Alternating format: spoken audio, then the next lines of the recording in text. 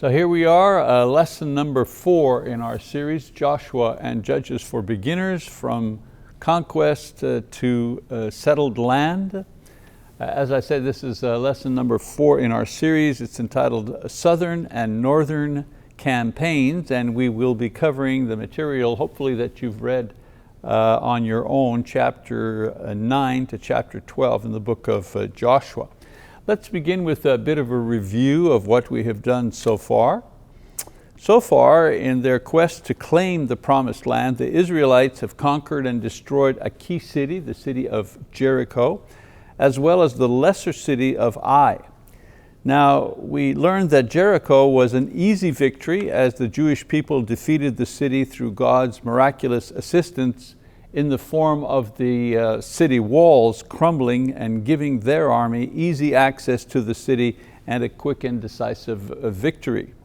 The city of Ai, however, proved more difficult, not because of superior forces, but because one of the Jews, Achan, had kept clothing and gold against God's command that no spoil was to be taken from the conquered cities. We know that because of this one sin, their effort to take the city of Ai was defeated until the disobedience was revealed and it was dealt with. Once done, God provided Joshua with an elaborate battle plan that gave them a decisive victory over the city and the people of Ai, who were part of the nation of the Canaanites. After their conquest of Ai, Joshua builds an altar on Mount Ebal, according to Moses' instructions in Deuteronomy chapter 27, verses 2 to 8.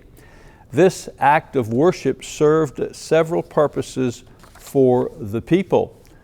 For example, it renewed the covenant with God as the people pledged their obedience to His law. And remember, I mentioned the covenant and continue to come back to this idea of a covenant and a covenant relationship based on the idea that God would bless the people, protect them, give them prosperity if the people obeyed His laws and the people were faithful to Him. That was the covenant. So over and over again, we see the Jewish people in many instances renew that same covenant. Another thing that the worship at Mount Ebal produced was an acknowledgement of the seriousness of obedience to God's law, which maintained their safety and blessings. They found out the hard way that if they went against the covenant, they were punished. Also, by including everyone in this national period of worship, and by everyone I mean men, women, children, as well as proselytes to the Jewish faith, Joshua was promoting a national identity of these people as a nation devoted to God. What kind of nation? Are we a warrior nation? Are we a trading nation? No, we're a nation devoted to God. That's the identity that he was trying to impose and encourage on the Jewish people. And also with their sacrificial offerings, the people expressed their gratitude for their victories and their reliance on God for their continued success and protection. So this is a spiritual, emotional, and national high point for the Israelites in their early stages of taking possession of the promised land. There's a lot more work to do, many more battles that lie ahead of them before they can completely settle the land.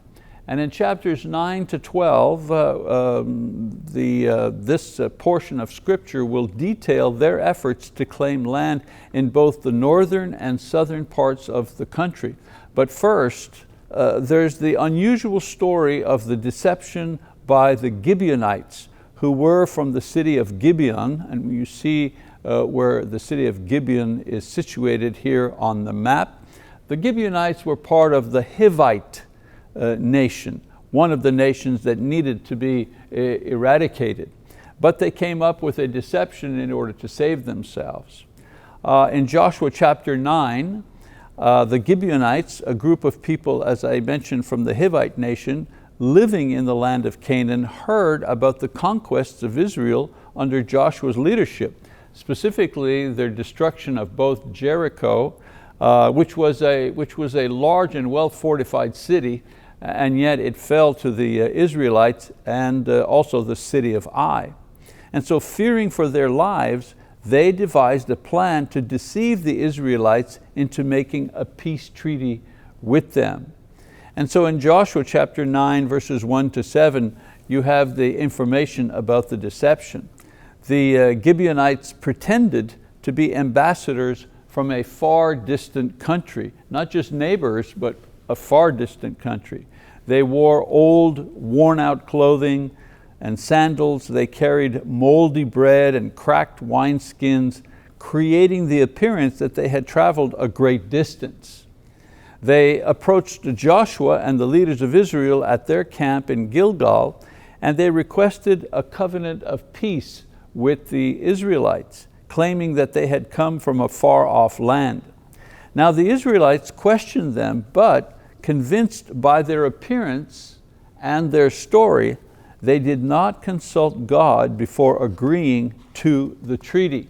A similar situation than their initial attack on the city of Ai.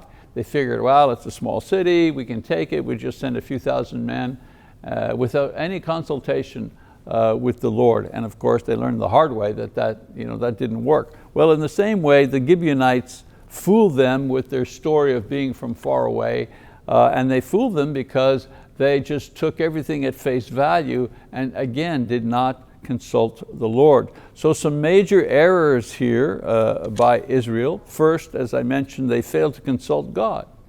The most significant error made by them was that they didn't seek God's guidance in this matter.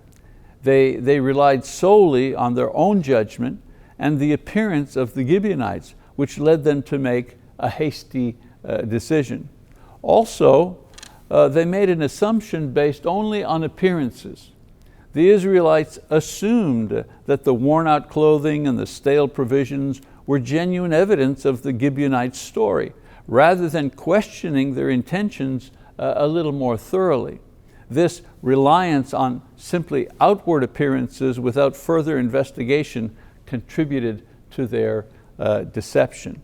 Of course, the deception had long-term consequences for Israel, as we find out later on. Here are a couple I'll list for you. First of all, they were obliged to honor the treaty that they made, the peace treaty. 3 days after making the treaty, the Israelites discovered that the Gibeonites were actually their neighbors, living within the land of Canaan. Despite the deception, the leaders of Israel decided to honor the covenant they had made, fearing the wrath of God if they broke their word. It was an important thing, still is today. When you give your word, you have to keep it. And especially if you are the people of God and you give your word, you definitely have to keep it, because you have to answer to God if you don't. Another long-term consequence for them is that the Gibeonites became perpetual servants. They had to deal with them in the future. So as a consequence, the Gibeonites were made servants, specifically as woodcutters and water carriers for the community, as well as the altar of the Lord. This arrangement persisted for generations, and what it ended up doing is it integrated the Gibeonites into the daily life and religious practices of Israel, although in a subordinate role, something that they were told not to do with these foreign nations. And then of course, there were long-term conflicts and tensions. The presence of the Gibeonites within Israel led to future tensions. In the 2 Samuel chapter 21, many years later, King Saul violated this treaty with the Gibeonites by attempting to annihilate the Gibeonites. And as a result, he brought famine upon Israel as divine punishment. And so this incident with Saul showed the lasting impact of the covenant and the consequences of failing to uphold it, even generations later. So this episode highlights the importance of seeking divine guidance and the potential consequences of decisions made without seeking God's guidance. And of course it demonstrates how one error in judgment can have lasting repercussions for a nation. And I say not just a nation, but for an individual, when we are not careful as Christians to go to God in prayer about important matters and decisions in our lives. All right, so we move on now to the conquests, the military conquests that took place in the southern part as well as the northern part of the promised land that are described in Joshua chapter 10 verse 1 to chapter 11 verse 23. As I said, the book of Joshua describes the military campaigns led by Joshua and the Israelites to conquer the land of Canaan. The conquests are divided into southern and northern campaigns, and they detail how Israel defeated various Canaanite kings and took control of the promised lands. And so the stories, if you wish, begin with the southern campaign in chapter 10. And the first is the Battle of Gibeon. The king of Jerusalem, Adoni-Zedek, fearing the alliance between Israel and Gibeon, formed a coalition with 4 other Amorite kings, Hebron, Jarmuth, Lachish, and Eglon, in order to attack Gibeon. The Gibeonites sent word to Joshua asking for help, and Joshua and his army marched overnight from Gilgal to Gibeon in order to render aid. The Lord threw the Amorite armies into confusion, and Israel defeated them. God also sent hailstones that killed more of the enemy than the Israelites did by the sword. And we learned that Joshua prayed, and the sun stood still over Gibeon, prolonging the day until Israel could achieve a complete victory. We read about that in Joshua 10 verses 12 to 14. There's also the defeat of the southern coalition in Joshua 10, 16 to 28. After Joshua's miraculous victory at Gibeon, where God caused the sun to stand still and sent hailstones upon the fleeing Amorite armies, the 5 kings of the Amorite coalition realized their defeat was imminent. These kings were Adoni-Zedek, who was the king of Jerusalem, Hoham, king of Hebron, Piram, king of Jarmuth, Japhia, king of Lachish, and Debir, king of Eglon. These kings represented some of the most powerful city-states in southern Canaan. Fearing for their lives, they sought refuge together in a cave at Makkedah. Now when Joshua learned that the kings were hiding in the cave, he ordered his men to seal the cave with large stones and to post a guard at its entrance. This action was strategic. By trapping the kings in the cave, Joshua could continue the pursuit of the remaining Amorite forces without delay, ensuring that the armies of these kings were completely destroyed. Now, after the Israelite forces had finished defeating the Amorite armies and ensuring that none of them survived, Joshua returned to Makkedah. He then ordered the cave to be unsealed and had the 5 kings brought out. Joshua commanded that the 5 kings be executed. Before they were killed, however, Joshua instructed his commanders to place their feet on the necks of the kings who were bowed low to the ground. This symbolized a complete subjugation of not only the king but his people. This act was intended to encourage the Israelites, showing them that God was giving them victory over their enemies. And so the kings were then killed and their bodies were hung on trees until evening, a common practice in ancient times to publicly display the defeated armies and also to serve as a warning to others. In accordance with the law, however, stated in Deuteronomy chapter 21, verses 22 and 3, their bodies were taken down at sunset and thrown into the cave where they had initially hidden. The entrance of the cave was then sealed with large stones and remained there as a memorial of the victory. And so there's a certain significance here about these events took place. First, the defeat of the kings, especially with the divine intervention through miraculous events like the hailstorm and the extended day, showed that God was directly involved in Israel's conquest. It was an element of encouragement for the Israelites to know that God was fighting with them and for them, but it also was a tremendous discouragement to the enemy, to other nations, who realized that they not only had to defeat the army, but they were fighting against the divine being. They were fighting against spiritual power that was working on behalf of the Israelites. It was also a symbol of total victory. Placing the feet on the necks of the kings and hanging them on trees was a powerful symbol of Israel's total dominance over its enemies. And of course, it reinforced the idea that no power could stand against God's chosen people. You know, if an army is frightened, you've already got half the battle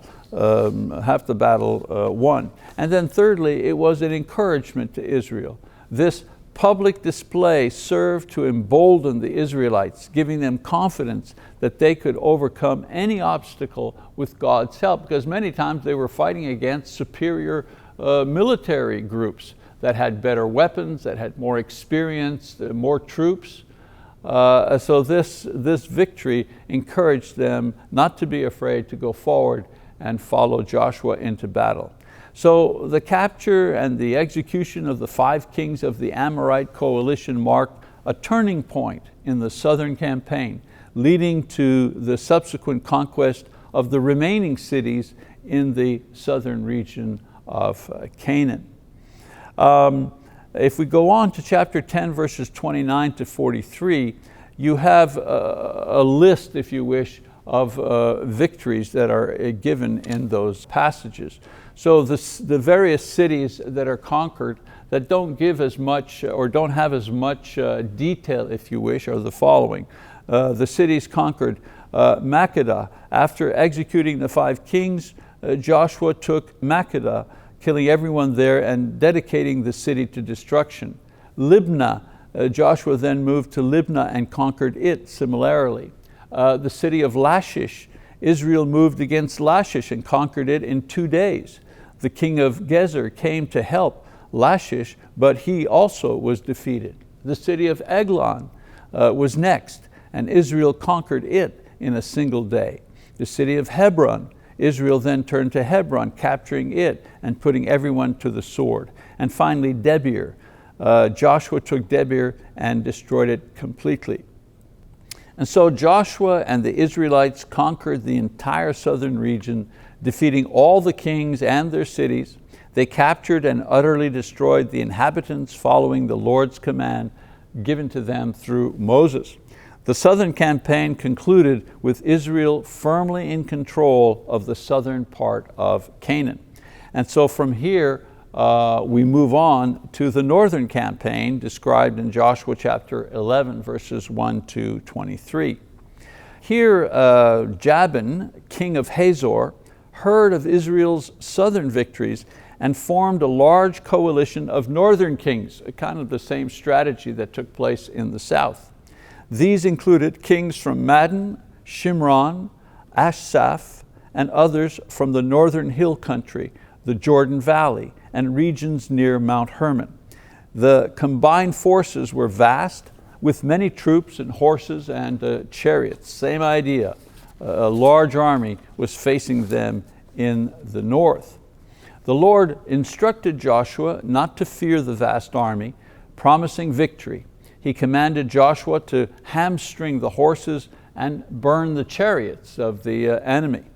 Joshua launched a surprise attack on the coalition at the waters of Meron. The Lord delivered the enemies into Israel's hands, and they pursued them until none were left alive. And so Joshua obeyed God's command, hamstringing the horses and burning the chariots. After the victory at Merom, Joshua captured Hazor, the leading city of the northern coalition, and killed its king. He burned Hazor and put its inhabitants to the sword, dedicating the city to destruction. Joshua then captured all other northern cities and their kings, killing all the inhabitants as Moses had commanded. Joshua captured the entire land, including the hill country, the Negev, the western foothills, as well as the Arabah. He left no survivors and followed the commands given by the Lord through Moses. After defeating all the kings and taking their lands, the land had rest from war. So Joshua was obedient to the Lord. It didn't matter if they had vast armies. It didn't matter if they had superior equipment like the chariots.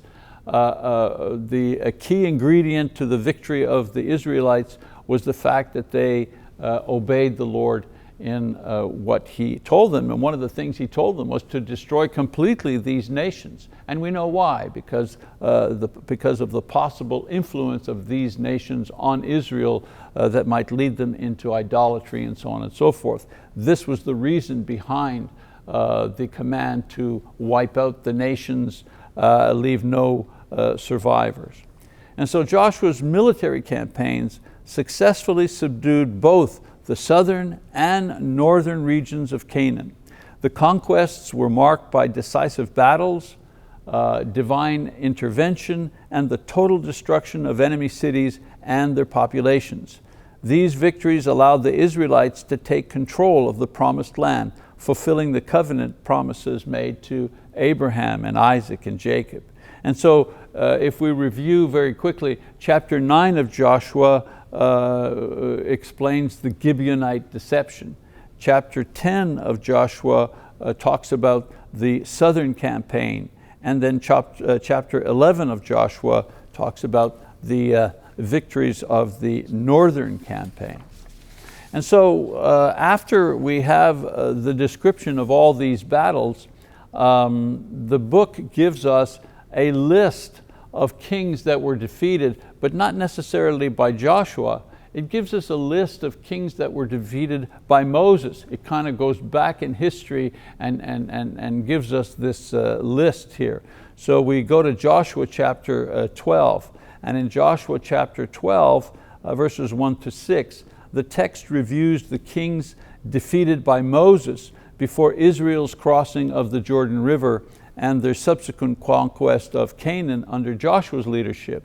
And this review serves several important purposes. First of all, it establishes continuity of God's promises and faithfulness. The review emphasizes the continuity of God's promises to Israel and His faithfulness in fulfilling it. So by listing the victories under Moses, the text reminds the Israelites that the same God who delivered them from Egypt and granted them victories in the wilderness is continuing to support them in the conquest of Canaan. You have to understand that the mindset at the time was that different gods ruled in different places. There were the God of the mountains and the God of the rivers and the God of the plains. And this was the normal thinking of the peoples of the time. And one of the important ideas that needed to be reinforced is that the God of the Israelites was a God over everything. He was not limited by mountains or rivers. He was the God, no matter where you went, it was the very same God. That's an idea that we don't find too much trouble understanding, because that's what we've been taught. But for the Israelites, they needed to be taught these basic things about who God was. And so the victories over the kings of Sihon of the Amorites and Og of Bashan, which occurred east of the Jordan, were foundational for Israel. These victories demonstrated that God was with them and would continue to be as they moved westward into Canaan under Joshua's leadership. In other words, the God that helped Moses conquer these other kings is the same God that would help them as they moved forward into the promised land to conquer the various cities and kings that were located in that place. A second point is it highlighted God's role in Israel's success. The review of Moses' victories underscores that Israel's success in conquering enemy kings and lands was due to God's intervention and support. He was the one that gave them the victory. They were a tool in His hands, to gain the victories that they had. And also, by recounting these earlier victories, the text reinforces the idea that Israel's military successes are not just the result of their own strength or strategy, but are ultimately acts of divine deliverance and judgment. And this prepares the reader to understand Joshua's context in the very same light. And of course, it also encouraged the Israelites. The review serves to encourage the Israelites as they face new challenges in Canaan. Recalling the victories won under Moses would remind the people of God's power and faithfulness, providing them with the confidence that He would continue to fight for them as they encountered more formidable Canaanite kings and the fortified cities west of the Jordan. As I said, the same God who gave Moses the great victories in the wilderness was the same God who would give Joshua and the people victory in the land of Canaan. Another point is that this list here legitimized the occupation of the promised land. The listing of defeated kings legitimized the occupation of the land east of the Jordan River by the tribes of Reuben and Gad and the half-tribe of Manasseh.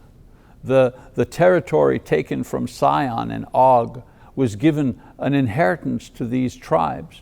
By recounting the conquest, the text reaffirms that this land was rightfully Israel's by divine mandate, paralleling the conquest that would follow under Joshua on the west side of the Jordan. Again, the same idea. The God who gave them victory on this side of the Jordan is also the same God who would give them victory on the other side, on the western side of the Jordan. It also foreshadowed future victories.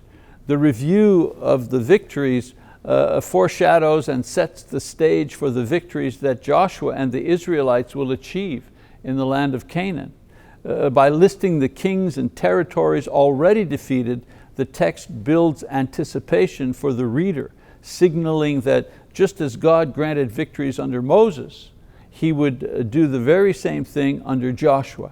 It assured the Israelites that the conquest of Canaan was a continuation of God's plan. God's plan was their freedom from Egypt. That was God's plan. That they would be in the wilderness. That was God's plan. That they would conquer the kings and the territories on the eastern side of the Jordan. That was God's plan. Now that they've crossed over into the land of Canaan, the victories that they would have, this would also be God's plan. And then finally, it was an instruction and a reminder of God's commands. It served as a reminder of God's commands regarding the conquest and the destruction of Canaanite nations. This was not something that Joshua dreamed up. This wasn't something that the military leaders thought, it'd be a good idea if we go in and we wipe out these Canaanite kings. No, it was a reminder that all of this plan and this military strategy, this was God's plan, that they were carrying it out. And so by recalling the previous conquests, the text reinforces the expectation that Israel must continue to follow God's commands strictly in their upcoming battles. And in doing so, it would ensure that they utterly destroy the inhabitants as they did in the east of the Jordan, in order to avoid the influences of idolatry and corruption. In summary, Joshua 12, verses 1-6, serves to remind the Israelites of their recent history, emphasizing God's faithfulness and power and the legitimacy of their conquest. What they were doing was the right thing. It also serves to encourage and prepare them for the challenges ahead, reinforcing their trust in God's ongoing support as they move forward to conquer the rest of the promised land. Don't grow weary, don't grow tired. It's tough going and there's more to come. And so they needed this encouragement. And then when we move from chapter 12, 1-6, we go to chapter 12, verses 7-24. Here you have the kings that are defeated by Joshua. At first it was the kings that were defeated by Moses. Now you have the kings defeated by Joshua. In Joshua 12, 7-24, the text lists the kings defeated by Joshua and the Israelites after they crossed the Jordan River. This passage serves, again, several important purposes. First of all, there's a geographical significance. The passage not only lists the kings, but also implicitly underscores the strategic importance of the regions that were conquered. These regions included key locations throughout Canaan, from the northern areas like Hazor to the southern areas such as Hebron and Jerusalem, indicating that Israel had gained control over vital trade routes and fertile lands that would serve them well into the future.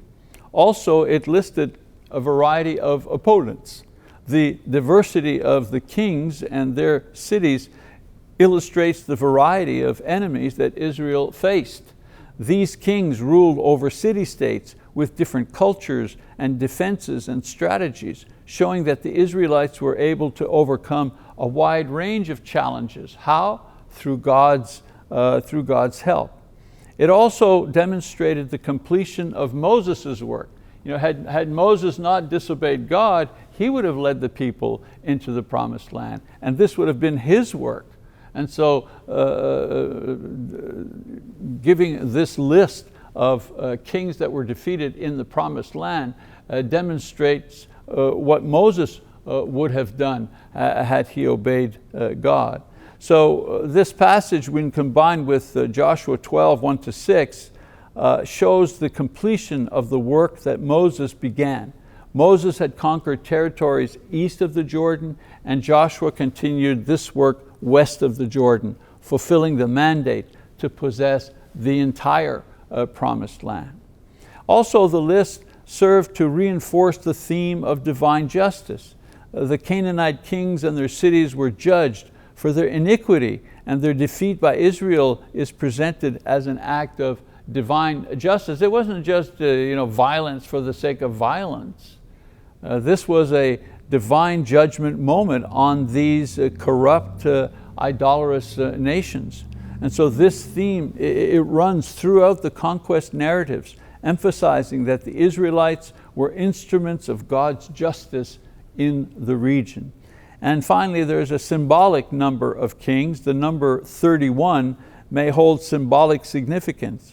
In ancient Near Eastern texts, specific numbers often held symbolic meanings, representing completeness or totality. The listing of 31 kings could be intended to symbolize the comprehensive nature of Joshua's conquests, even if not every Canaanite city was conquered at that time.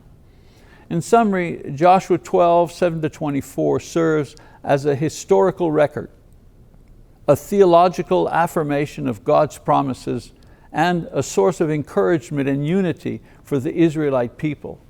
It also highlights the completeness of Joshua's military campaigns, reinforces the legitimacy of Israel's territorial claims, and it underscores the importance of faithfulness to God's command. All of these kings were defeated. All of these cities were overtaken because God was with the people of Israel. And so looking at all of these military victories, we can draw some lessons for today.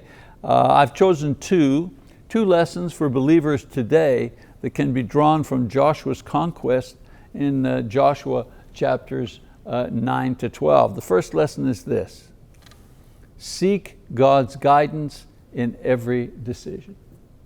Seek God's guidance in every decision. The story of the Gibeonites in Joshua 9 highlights the critical importance of seeking God's guidance in every decision, especially when faced with situations that may seem straightforward or perhaps deceptive. Before making any decision, especially those that seem urgent or deceptive, believers should pause and seek God's guidance through prayer, through scripture, and the counsel of wise, godly advisors. This will ensure that their choices align with God's will and leads to better outcomes. In the end, as Christians, what is it that we want? We want to be able to do things that are according to God's will in simple matters, in complex matters, in money matters, business, spiritual, relationship matters. We want to do things, we want to choose things that are according to His will and His purpose. And so before making important decisions, always good to seek the counsel of the Lord. Another lesson based on the material we've looked at: trust in God's faithfulness and sovereignty in life's battles. Let's face it, there's 3 chapters here of nothing but battles, military battles and victory. The account of Joshua's military victories in Joshua 10-12 demonstrate God's faithfulness and sovereignty in the battles that we face in life. These chapters show that God fights for His people and ensures their victory when they are faithful and obedient to His commands. Believers are encouraged to trust in God's power and faithfulness when facing difficulties and challenges in life. By relying on His strength rather than their own, they can experience victory and peace, knowing that God is sovereign and will work all things for good. The victory for the Christian is not that the problem is resolved to his advantage or to her advantage. We think that's the victory. Oh, God worked because it worked out okay for me. That's not the victory. The victory is that we have peace of mind and courage and hope no matter what happens, no matter what takes place. Even if the situation doesn't necessarily work out for the best for us, the fact that we can accept God's will and carry on faithfully, that's a victory. That's a spiritual victory. That's the kind of victory that we are seeking each day in our lives. All right, well, that's the lesson for Joshua 9-12. Our assignment, as always, I want you to reread Joshua chapters 9-12, now that you have some background information. Hopefully it'll be clearer to you as you read it. And then in preparation for our next class, I want you to read Joshua chapter 13 to chapter 21. Remember, you do the reading at home and we do the explanation in class. So I look forward to seeing you again next time. God bless you, and we'll see you for our next lesson.